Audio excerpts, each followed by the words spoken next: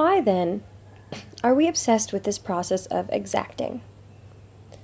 If we can exact ourselves and our futures, we tend to believe that there is then a much better chance of the it happening, which I tend to agree with is true, thus assuring them success and happiness, as they've defined it, which I think is less true. If we can picture it and intention it and move towards it with steps, the it definitely has a much better chance of happening than not. But I think we go too far here in terms of the theory of the self-fulfilling prophecy that I believe in. Thanks, Mom. As we exert many degrees of control over this outcome and this thing, what I'm referring to as exacting. And if something doesn't go the way along the path that we thought, we may fall apart. And panic that this thing that we are creating, that we have placed our whole self in, that we have placed our whole worth in, may not happen. Or rather, may not happen in the way that we think that it's going to happen, and therefore we equate that with actually not happening. And this is where we lose it. We tie ourselves to this theory of exacting so tightly that we are not able to see, let alone believe, that in the bigger picture, if we are desiring of something, genuinely intentioning for it, and moving towards it, that thing will happen, even if, and likely when, we relinquish a degree of control on that thing needing to happen, and how that thing needs to happen. And the obstacles and falls that come in our way on our path are still leading us to that thing that we are desiring of, even if this wasn't on our list of to-dos. That being said, I think there's also something to say about genuine intentioning and wanting something and knowing the motivations and desires behind it. And this is a kickback I get a lot about the belief of, if you really want it and ask the universe for it, it will come. As then I hear, well, I want $1 million, where is that? Sure, that is a true intention of sorts, and I'm sure you want that $1 million. But why? Why do you want that $1 million? What is the feeling behind that intention? Do you want it just because you want it? With no idea of what you'll do with it once you get it? Just that you'll have it and thus have what you will have defined as more freedom? Or do you want it so that you could put that energy, currently in the form of what we call money, back into the world and back into yourself, for use as a momentative fuel for our coexistence in the world? Or rather, do you even know what you would do with it? It's not that you need the whole story intentioned in your head, but you do need to be truthfully asking for it from the depths of your consciousness.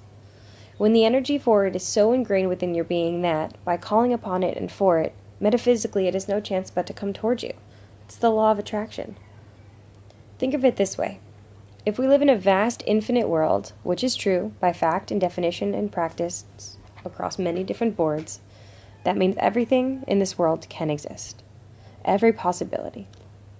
Every single atom somewhere is floating around in an atom. Every single energy somewhere is floating around in an atom, as energy is neither created nor destroyed.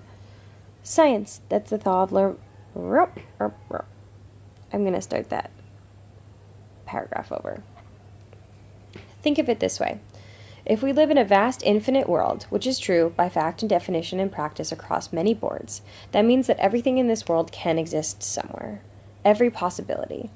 Every single energy somewhere is floating around in an atom, as energy is neither created nor destroyed, which is the law of thermodynamics, which we know is fundamentally and molecularly true structural form of existence, then why would we believe that these energies cannot be called into us? If every energy exists somewhere in some way, then we can attract those to us. So if we take that theory out of the physical particle level and into the metaphysical, that means we can genuinely attract those energies towards us to become a very part of our essence, the things that we want. Remember back in Biology 101 when you learned about diffusion? Diffusion is the concept by which, if you have a body of water that is cold and you introduced heat into some part of it, the hot particles would begin to diffuse, move into the cold. Therefore, diffusion is then the spontaneous movement of particles from an area of high concentration to an area of low concentration, which is exactly how our entire world is structured, this chaos theory of these particles moving around, and there are all these energetic reasons why. We have come by and by again through many modalities, including math and science, that the world is made of patterns. You mentioned comments to math and science a lot, people might say. And yes, though I align myself to the more metaphysical and spirit side of things, I think all these things are tied together in forms of truth. And as I think most people live in the form of science and math as the basis of their truths, I'd like to cross-reference that these beliefs exist across any medium that I can speak of. They're just termed by different names. Going off of this belief, I believe in the energetic patterns of things. And in some common nature, though by not necessarily this term, many people agree with this too. If you're not motivated in your home life to do something, you're likely not motivated in your work life to do it either. If you're afraid of discomfort in one area of your reality, you'll likely be afraid of discomfort in another. So, based on this concept of energetic patterns, energy following certain lines throughout different forms of your lifestyle and life, if one desires for something in their life and is constantly working towards it, and yet is also okay when things don't go exactly as planned, they recognize that they are still calling this thing in, this energy in, molecularly into their existence so that it can manifest as something true in their life, and thus it continues.